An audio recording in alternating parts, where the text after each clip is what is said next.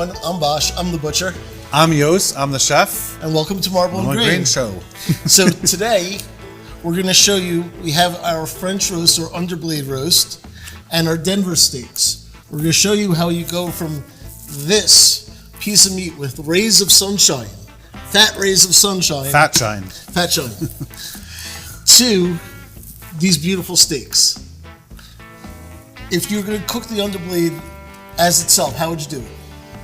I would do it as a roast with like a pot roast style, in the oven. I would sear it and then finish it in the oven. A dry roast. Yeah.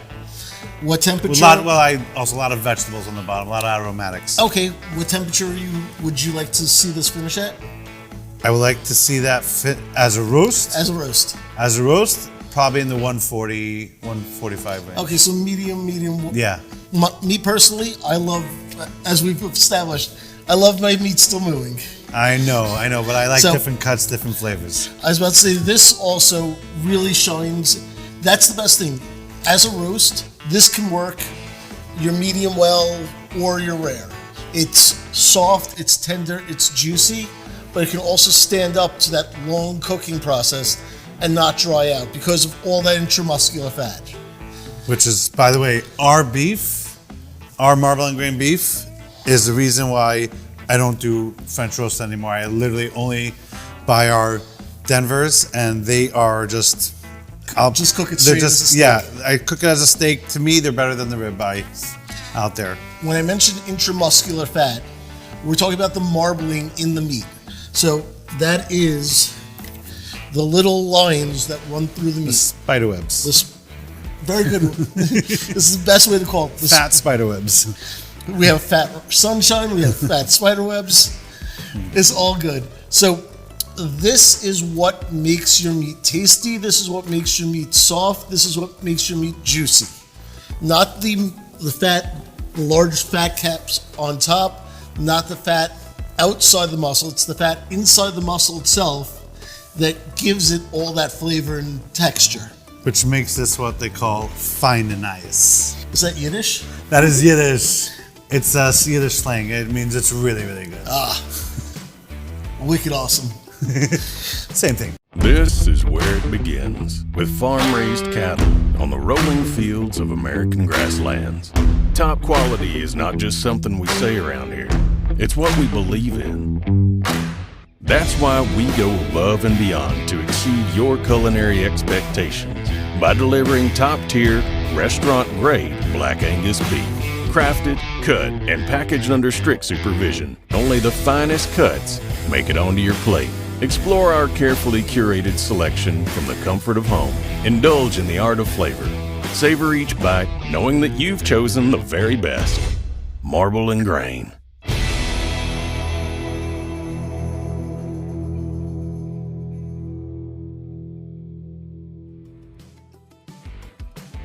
So what we're going to do is first we're going to separate the Sierra steak, which is a little tougher than the Denver steaks, off of the Denver. We're going to cut straight through that sun and put that on the side. I'm going to now split it with the grain straight down. So with the grain, when do we cut with and when do we cut against the grain? So when we're cutting for steaks themselves and when we're cutting to eat, we cut against the grain. Here, I'm cutting it with the grain so that I don't have a steak that's now this long.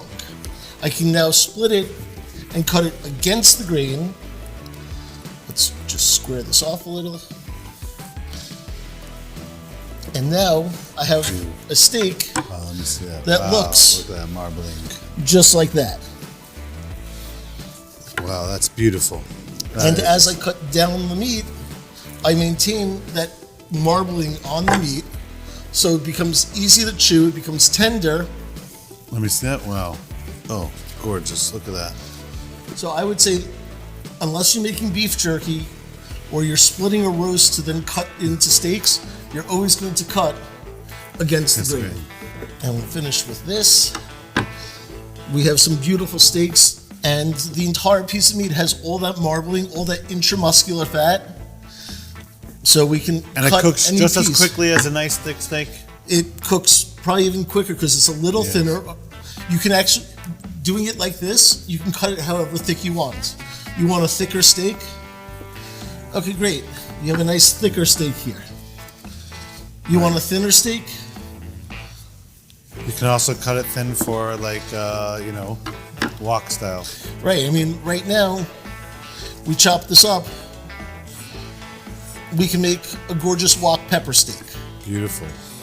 Because right now you have all that fat, all that, it's all It's about tender. quality ingredients. I mean, Quality that's what, ingredients, this quality marbling grain meat. beef isn't just, it's about quality. It's really, really great.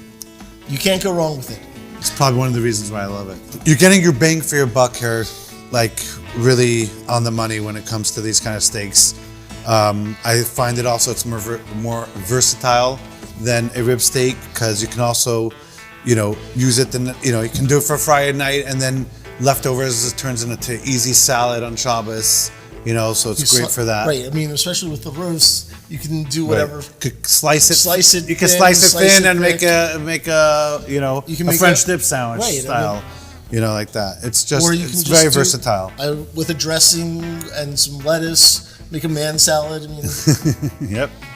So the reason why I love the marbling is because marbling is the marbling and the spider webbing, as I call it, of the fat throughout the beef, and fat is flavor. And that that's is flavor. I mean, we can't say it enough. That fat, the intramuscular fat, is what adds the flavor to the meat. That what also adds the tenderness. That is.